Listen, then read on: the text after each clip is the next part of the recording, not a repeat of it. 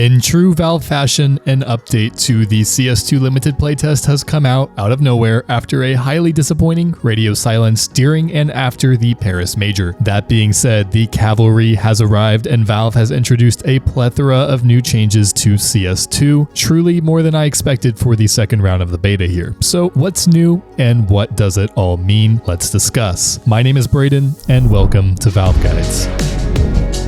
Have you ever wanted to earn skins by, well, just playing CS? Now you can with XPlayGG. You can complete daily challenges and earn amazing rewards. The challenges are free to access and reward consistency with additional bonuses. Not enough? Head over to the Battle Pass tab where you'll earn extra coins and exclusive skins. To withdraw, simply exchange the coins that you've earned in the store. With the premium subscription, you'll be granted skin drops for playing on XPlayGG servers and 1.5x more coins for completing challenges. Use our link below to get your first 500 coins by completing any 3 challenges. Head over to XPlay.gg now and start earning skins by playing CS today. First things first, Mirage has replaced Dust 2 on official Counter-Strike 2 limited test matchmaking servers. Thank Gaben, we were pretty sure we'd get a different map, but I don't know that any of us would have been that surprised if Valve just left Dust 2 while implementing all of these other changes, because there are a lot of changes with this update. I'm going to rapid fire through a few of the more basic changes and move progressively towards some of the biggest meta-shifting changes that we've seen in Counter-Strike for the last several years. Alright, volumetric smoke, the lighting and rendering when smoke overlaps multiple distinctly lit regions has been improved, HE grenades effect times on smokes have been reduced, and shotguns now create larger holes in smoke volumes. Next, animation. Adjustments have been made to the view model and spec to remove animation popping. Several view model and blending animations have been fixed. Traversal animations have been improved. Jumping in the air and running off a ledge is now differentiated to allow for separate character motion. This one is subtle, but I do like these small little details. There are a lot of them in here. Small bits of information and detail that may or may not serve as helpful information in the moment in game. Okay, rendering. Improved performance and responsiveness in windowed and full screen windowed modes. This is great as a lot of people were having performance issues that seem to have a lot to do with it not being in full screen, which is just a bit silly to have as that big of a deal. And they fixed several bugs and rendering artifacts. Nice, but boring. Moving on, sound. Players' own footstep sounds are now predicted on the client side for a latency-independent experience. Another tiny detail that 99 times out of 100 may or may not matter, but when it does matter, you will definitely be better off for it. Alright, getting saucy now, Subtic updates. Subtic movement is now more precise and less floaty per player feedback. This addresses a lot of players' #1 complaint with Counter-Strike 2. Obviously, we have to get our hands on this playtest, which I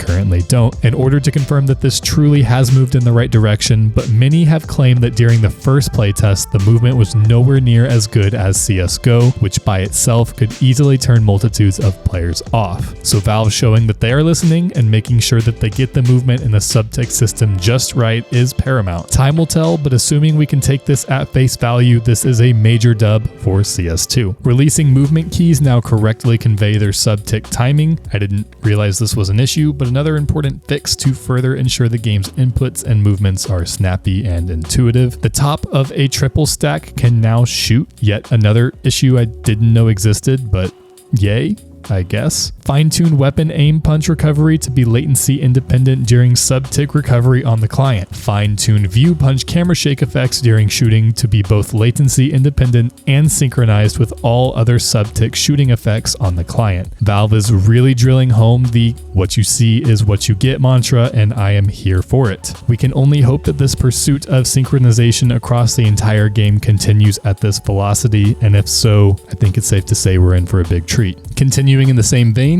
input. Fixed a bug that would cause input to become permanently broken when multiple commands were bound to one key. Multi-binds are back except for jump throw binds, which are now a skillful part of CS. Now, I know Valve has said jump binds were no longer necessary, but this seems like one step further in actually eliminating them from potentially being used at all. Maybe I missed something, but this seems like kind of new and more aggressive language from Valve on the subject. Commands bound to mouse wheels will now be reliably executed. Fixed a bug that would cause input to execute incorrectly after taking over a bot in practice mode. And inspecting weapons is now predicted on the client side for more responsive experience.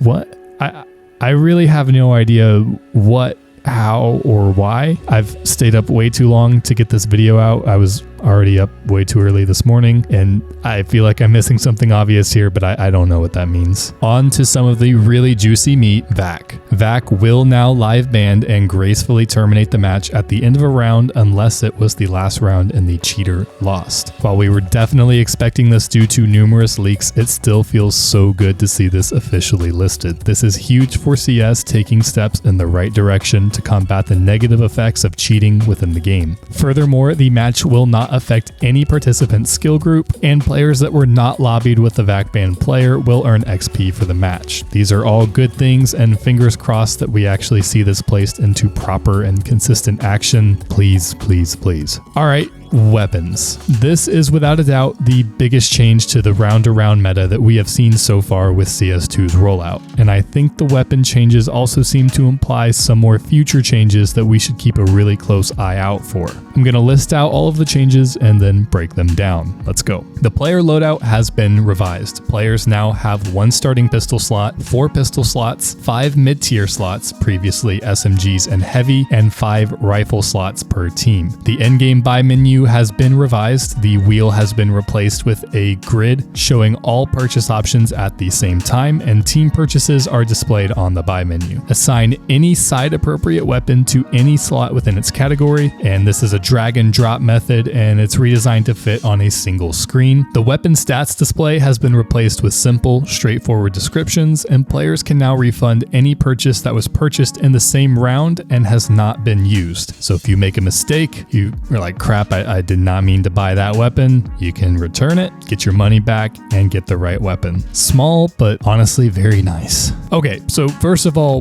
whoa. Second, finally, the console wheel is gone. Although now that it's gone, I wonder how much I might end up missing it. Only time will tell, I guess, but this is huge. Several of these changes are purely quality of life improvements, making it easier to understand your team's economic situation and be more digestible for new players especially, and a welcome improvement to old players, I think. Having to pre-select your loadout for each category of weapons is not something that was really on my radar whatsoever, and at first I really thought it wouldn't matter as people would really use the same weapons anyway, and there's not too much variation to where that's very limiting. Then I realized that this means you don't have to commit to the M4A1S or A4 for an entire game, further pushing the A4 as a more common choice. Then I realized this will make it a lot harder to decide whether or not you're gonna run a scout. But back to pistols and mid-tier weapons, this really doesn't seem like a worthwhile change to make unless Valve is planning on one of two things, or maybe both. A, big changes to balancing of mid-tier weapons and pistols, and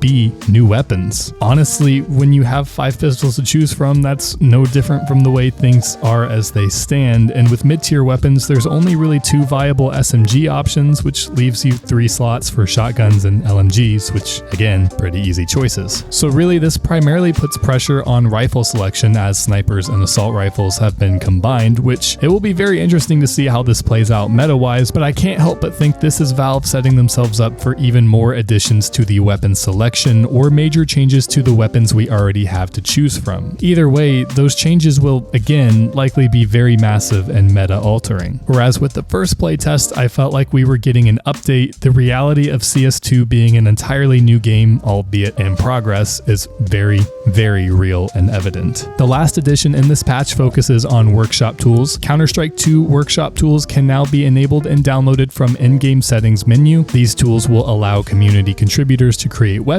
finishes, stickers, and maps. As a note, the Steam Community Workshop does not yet support uploading CS2 maps, so this will purely be within the limited playtest, and existing CSGO items on the Steam Community Market can be inspected in CS2. Including all of these tools in the limited playtest seems rather unexpected to me. Maybe y'all felt differently and this was super obvious, but either way, I think these are all wonderful things. The community can finally get their hands on new creative tools introduced in CS2, and we can start to get a more concrete idea of just how the new era of community content is going to play out, how easy it is to work with, and things of that nature. Additionally, the level editor Hammer now leverages GPU accelerated ray tracing to both preview and bake lighting for CS2 maps, and this significantly speeds up compile times, but as a result, a GPU capable of ray tracing is required for Hammer to be fully functional. The minimum specs associated with Hammer and ray tracing will be the NVIDIA 2060 Ti 6GB, 2080 Ti Plus recommended, and AMD 6600 XT and 6800 XT Plus recommended. I'm beaming, y'all. I feel like I'm living in the future right now between the Apple event that just happened, other technical progressions, and honestly, this announcement. That may sound silly, but I'm truly ecstatic for CS2's continued development and future, as well as several other technical advancements that are happening worldwide right now. I love it, and I hope you do too. Make sure to like this video, subscribe, and turn on notifications to stay on top of the game. Also follow me on Twitter at BradenUG and subscribe to my personal channel for non-CS related content with the link below. This has been Valve Guides. My name is Braden. I'll see you next time. Stay amazing.